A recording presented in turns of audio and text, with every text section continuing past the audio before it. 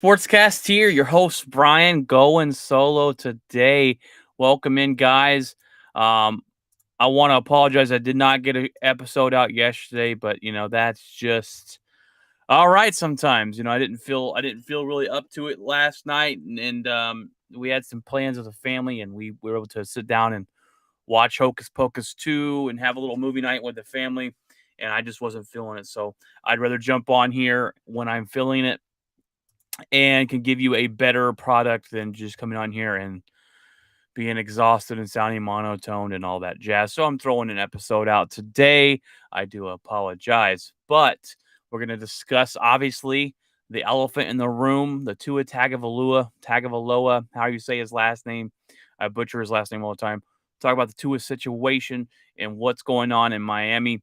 We're going to discuss the top games of coming up week 4. We're going to look at the NCAA schedule and any headlines that we need to cover right here and right now, right after this, guys.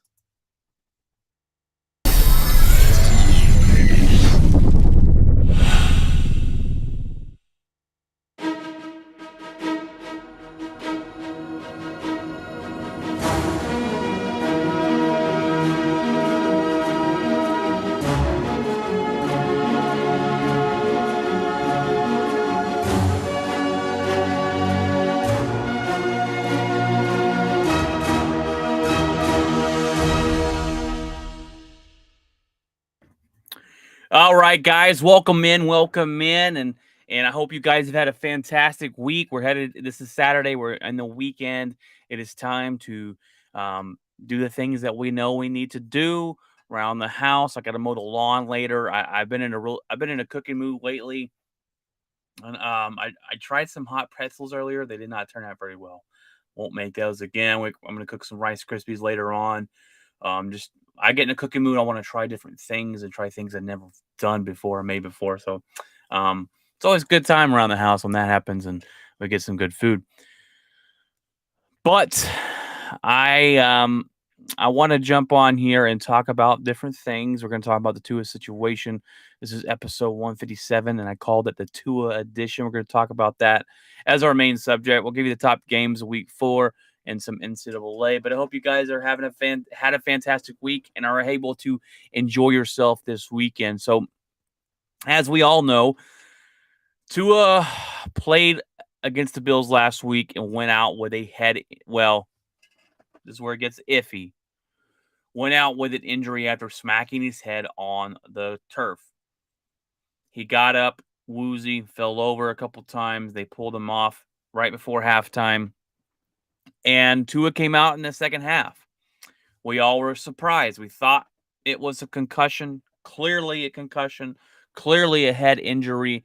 They claim it was a back injury and a neck injury and had nothing to do with the concussion. Says he did pass the concussion protocols. But anybody that watches that video, anybody that watched that game and watched it, if you haven't watched it, go look it up, can clearly tell you that's a head injury. It's not a back injury. That's a head injury. My buddy Eric, his wife is a doctor. Clearly, she watched the clip and said that is clearly a head injury, not a back injury. We're not buying it. I don't know if Miami was dumb enough to think that we would buy it, but I'm not buying it, and neither should you. This is just a dumb situation they put themselves in. If he sits out that game, then we're probably not having this discussion. But they bring him back in. He plays the third and fourth quarter. They lose the game, or actually, sorry, they win the game against the Bills. And then Thursday night, short rest, 4 games or 4 days. They go and play Cincinnati, and again before the half is over, Tua gets slammed down on the ground, head lands on his head, hits his head really hard on the turf, and was a scary scene. Scary scene. Hits his head, his arms and fingers lock up in a weird spot. He is motionless on the ground, can't feel his extremities, has to get carted off the field. A very scary scene. Some people turned off the game. They couldn't watch it. That's how bad this looked. And the Miami Dolphins should be ashamed of themselves. Okay? The team, the head coach, and the training staff, medical staff, is supposed to protect their players. When a player gets hurt, he is going to say, he's fine, I will play. Most players, they got that competitive edge, that competitive advantage. They want to be on the field, especially a quarterback. They know without them, they're pretty much going to lose the game. Okay. But you, as a head coach, you, as a training staff and medical staff, have to protect the players. That's your job, is to protect your players. If they sit out Tua in that Bills game, and then he plays Thursday night, I don't think we're talking about this. I don't think this is a story. But because they decided to put their play over their quarterback and his health and safety, now we have a big issue. And the NFL does not play around with health and safety. They do not. They've come a long way of trying to make the game of football, a very physical sport, more safe. They've brought in harder penalties on hitting quarterbacks where you can and cannot hit a quarterback, on protecting players, leading with your helmets. We see that all the time in college football, targeting. They will eject a player out of the game right there and then if there's a targeting penalty. They try to make it safer with wearing different helmets and all sorts of different things that they can wear. But, the technology that they have nowadays is a lot better than it was back then. But Thursday night, the NFL took 2 steps back in the health and safety issue with the concussions. And that's just a fact. Miami first-time head coach made errors that could potentially cost Tua Tagovailoa some health issues down the road, especially. He got released from the hospital, flew home with his teammates that night.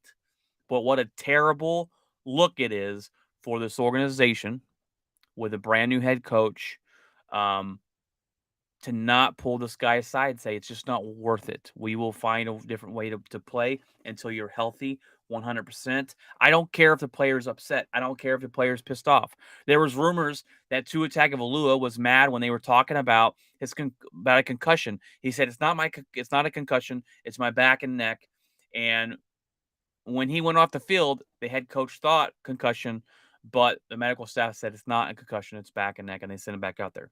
But go watch the video. It's definitely not a back and neck injury. And you tell me what back and neck injury is so bad that he can't physically walk, that he's able to turn around and come out there and play in the third and fourth quarter. If I've never seen a back situation where I'm physically dizzy and can't walk. Okay, I've never felt it. I know people have, unless you got a broken back. But what back injury is so bad that that he stands up and falls down and dizzy and disoriented, that he can just go in the locker room and come out and play in the third and fourth quarter and half the Bills game? This doesn't add up to me. That excuse doesn't add up to me.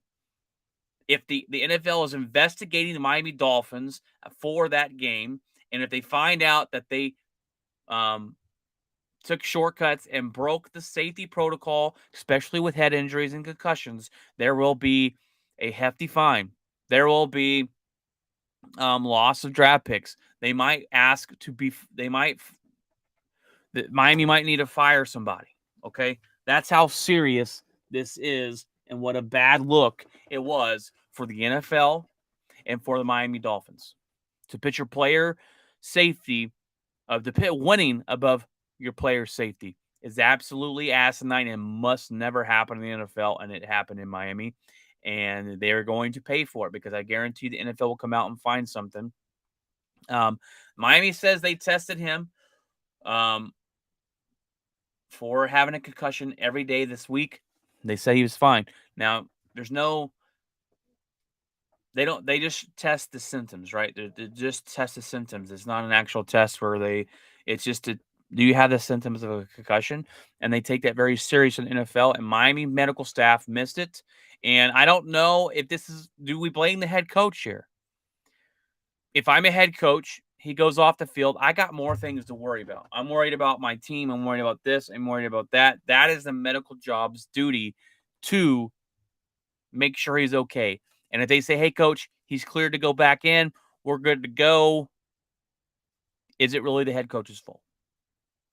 I don't know if I can pinpoint the blame on him. Um, First time head coach, medical staff says he's clear to go. I think, honestly, the Miami Dolphins need to fire their medical staff or fire their person that's in charge of their medical staff because that was a gross, horrible look for the NFL. And this never happen. It's your job to protect these guys. Bottom line, and you failed. We've seen the CTE effects. We've seen Aaron Hernandez documentary talking about him going crazy because he had some CTE. Junior Seau killed himself because of CTE.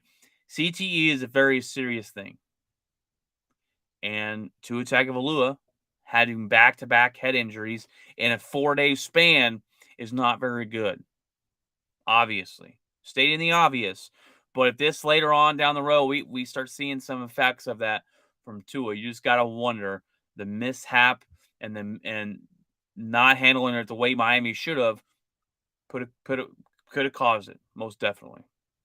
And I don't know what's going to happen, but I'm interested to see when the NFL comes out with a report after they do their investigation, what went on and what is going to happen because Miami's looking really bad. They've got to be wondering what the NFL is going to say, and they're sticking by their back injury. And they, of course, they can't come out and lie about it now. They can't come out and change their mind and say, "Nah, it really was a head injury. We screwed up." That's not it. And I don't think the head coach, first-time head coach there, would ever do anything to intentionally put his players at risk. But somebody in the medical staff got it wrong, and somebody needs to lose their job. Bottom line, you cannot have that happen, and it played out for everyone to see. You may not have seen it in the Bills game because it wasn't the main game of the week, and it wasn't on national television. But this was on national television, Amazon Prime, and everyone saw it. Everyone saw it. Sorry, I had to sneeze. What a terrible look. Miami's got to do better. The NFL's got to do better. Now, this is a kind of a anomaly, right? This is not something that happens all the time. Miami just did not know how to handle it, and I don't know how they don't know how to handle it. The medical staff is just not up to par, I guess. But that's a terrible look. And I feel bad for Tua. He's feeling better. We'll see if he plays this next coming week. He should have not even been on the field Thursday night. He should have not even been on the field after the Buffalo hit right before halftime. But he was, and it's a gross just mishandling of the situation from Miami. That's my thoughts and takes on the Tua situation. I know a lot of people are mad about it, and you like to see the camaraderie of the NFL players reaching out to Tua and making sure he's okay. But what a horrible look for the NFL and the Miami Dolphins, and you've got to be wondering to yourself what's going to happen now. Hopefully, Tua is all right, and we'll go from here and see what happens. Let's jump into the top games of Week 4, and I'm looking at the schedule now. Let's see. You got Sunday Night Football. You got the Chiefs versus the Buccaneers, and this is going to be a pretty good game. Hopefully, Tampa Bay gets the starters back. They played Green Bay last week. They almost won the game. Green Bay was able to hold on barely, but Kansas City is a powerhouse, and I believe for some reason, Mike, there it is. Okay, believe I picked the Chiefs to win this game. I just think there's something missing from Tampa Bay this year. Their players, for one. Their offense has struggled even with their players healthy. This defense looks good, but this defense is going to win them, and that's what won the championship the first time. It was their defense. It wasn't their all-powering Tom Brady's offense. It was the defense. They're going to have to live through the defense and get some guys back that Brady trusts. They put up a couple fumbles last week that Green Bay recovered, and that's never going to help your team. So, but I got Kansas City going into Tampa and winning this game. It should be a really interesting one. Um, you have Jacksonville and Eagles. Eagles playing really, really good right now. Jacksonville's playing really well as well, leading that division. And this is two division winners right now going at it. See if Trevor Lawrence can come out here and play good and continue. He's had a little bit of a step this year. We're waiting for that step to happen to see him get better after losing their Urban Meyer disaster train that happened last year. Doug Peterson going there was a perfect pickup for them at being a quarterback coach. I think Doug Peterson's got him in a comfortable system that he's learning, and I think that Jacksonville is a lot better than people think they are. Eagles have been playing really well. They'll score 24 points a game, and their defense will shut it down. Trevor Lawrence will be in duress next week or this week because they're able to get to the quarterback. So it's all going to depend on that rushing attack for Jacksonville, I think. But I think Hurts and them get this victory, and I think they are going to go 4-0. I really like the Eagles and what they're doing. They've got Jalen Hurts. I don't trust Jalen Hurts all that much, but they got him in a system that he can do, that he can work with, he can play with. The pickups over the offseason to help out on this offensive side of the ball. The defense is getting to the quarterback and applying pressure. And when you have both of those, you have your offense strolling really good, and you got defensive pressure on the quarterback. You're going to win a lot of games, and they're doing a good job there, and possibly could be coach of the year there for the Eagles. I have the Eagles winning that game. You've got the Broncos going to the Raiders divisional game. We said this division was going to be hard fought games. This should be a hard fought game, except you got the panicking Bronco fans, and you've got the season already over Raiders. Let's see if they can get their first victory. Not a good look for Josh McDaniels. Not a good look for this team not using Devontae Adams. They've got all the talent in the world. They just can't put it together. And you've got Russell Wilson, who over there can't cook worth nothing right now in Denver. And if I'm the Denver Bronco fans, from what I've seen so far, I am sounding that panic alarm. And we talked about the Cowboys panic alarm. When Dak went down, and I said it was about a 11 out of 10. Well, that panic alarm has come back down to about a 2, and the Cowboys look good. Broncos panic alarm should be a 15 out of 10. This is something to panic about. Your head coach does not look like he knows what he's doing whatsoever. He can't manage a clock to save his life. Your quarterback that you just paid a lot of money looks like not the elite quarterback, but last year's quarterback who could not throw the ball very well. He cannot move out of the pocket very well. He is not looking good one bit, and the Denver Broncos are barely beating bad teams and losing to Seattle, who's a bad team. I am worried for Denver, and I would sound the alarms there. But that one should be a decent game. And then you got Baltimore and Buffalo. This one's going to be good. Baltimore, you got Lamar Jackson's looking like the front runner so far for the MVP, betting on himself, going up against Buffalo. Buffalo just came off a loss to Miami, and this Miami game, that Buffalo won all the stats except the scoreboard at the end of it. Buffalo should have won that game. They just lost it and couldn't pull it out. I think Buffalo wins this game. You get back on the Josh Allen revenge tour.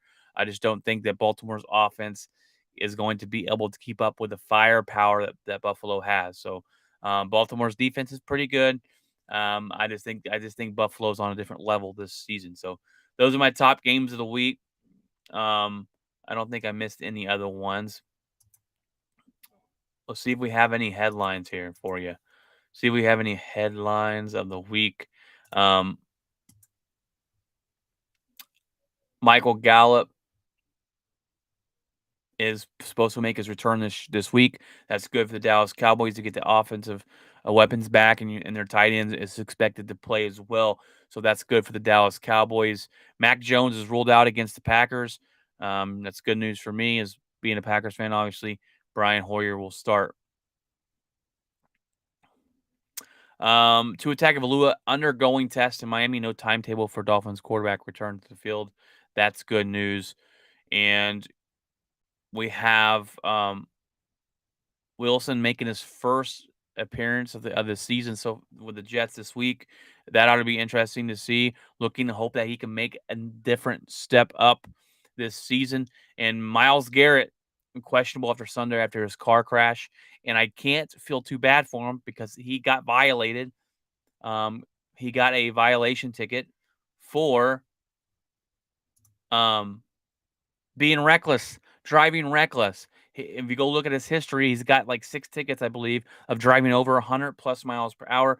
He was driving in a 65 and a 45, making terrible decisions, and he's lucky to walk out of that car alive without serious injury as well. So I don't feel too bad for him there, but um, those are your top 5 or top games of the week, your NFL headlines.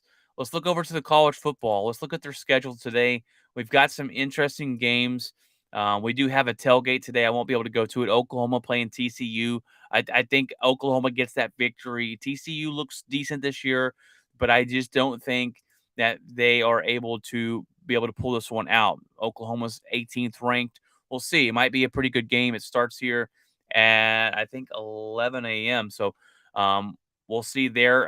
It's our work has a tailgate there, but it's going to be fun out there for them. I'm not going to it this time, but Kentucky plays at 11 a.m. Number 7 versus 14. Ole Miss ought to be a decent game as well. And then let's look down this board here. Number 9, Oklahoma State playing number 16, Baylor. Let's see if Baylor can upset them. Baylor started off highly ranked. They are falling off. As of late, they didn't look impressive against BYU. They lost to BYU a couple weeks ago. So we'll see if they can upset number 9, Oklahoma State. But number 9, Oklahoma State is jumping up the board here as they started off low ranked in the beginning of the season. So they're looking good. They're both they're 3-0. We got Wake Forest versus Florida State. 22 and 23 ought to be good. Texas A&M travels to Mississippi State.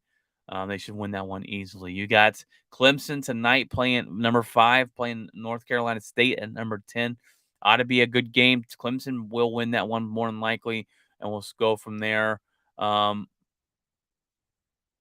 BYU beat Utah State 38-26 earlier, and UCLA upset number 15 Washington 40-32. That was a really good game if you guys got to see that one. But go watch those college football games today. I'm going to have it on the background when I'm doing some things here. MLB is getting close to the playoffs, baby. It is October 1st today. Welcome into October. It's a beautiful month. One of my favorite months of the year. October and November. Very great years. Aaron Judge is looking for number 62. Got all that going on here, and he should be able to get it as they're playing the Orioles today, and they're coming to Texas next week to end out the season. But the series everyone's talking about is the Mets and Braves. They play each other right now, and every game is crucial because they're tied in the standings to take over the East. So hopefully the Braves will get that job done. I really like this team. I like what they did last season in winning. But the Mets are finally here, and they finally look like they're going to the playoffs. And let's see what happens. The Dodgers are insane, 109. They run 109 games and just blowing it out of the water. Houston's at 102. And Seattle clinched the other night on a walk-off home run to end their playoff drought of 21 years. Insane. Awesome story for them this season as they look to get better. And my Rangers are 66 and 90. Just pathetic.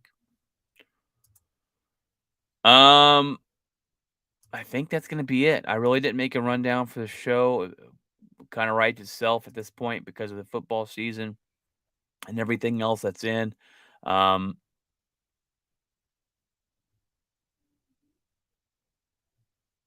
Let's see. I don't got anything else, I don't think. But that's okay. Short episode's fine. The kids are in the living room by themselves, so I kind of need to go anyways. Saturdays are hard for me to do, but my my my locker this week is just busy at work. Had kind of a long day yesterday. Should have gone better than it did. And I was just kind of down about that, but had Wingstop yesterday. Fantastic. Love Wingstop. We switched over to Verizon. Wonderful. Thank gosh. T-Mobile is garbage, and we couldn't even send texts or calls in the house. It's just bad. So we went to Verizon, and everything's great. I got the Z Ultra 4. It's the phone that unfolds, and it is wonderful. It is a wonderful phone. I really like it. So far, so good. I'm trying to get a case from Amazon, but they have. I'm really upset with Amazon because the last two things I've ordered have been delayed and not showed up, and it's just kind of a pain in the butt. But this phone is amazing. If you like the full phones, I can do a lot of different things on it. I love it so far, and I've had no issues with it whatsoever.